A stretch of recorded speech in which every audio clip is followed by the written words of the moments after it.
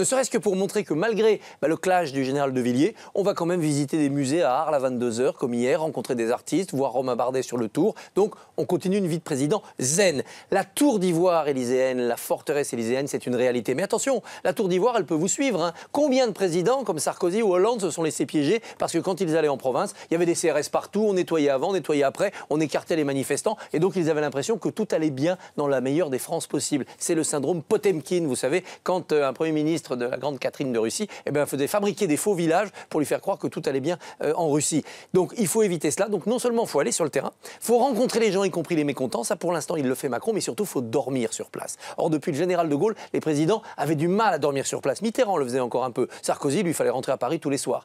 Eh bien Macron pratique la politique du dernier verre. Le dernier verre avec le préfet à 23 h 30 avant de se coucher à la préfecture, c'est-à-dire là où l'État est présent. Et le préfet, là, il se décoince. Il commence à raconter la réalité du terrain. Et c'est très précieux pour un président. Encore faut-il le faire tout au long du quinquennat, parce qu'on en perd vite le goût, bien sûr.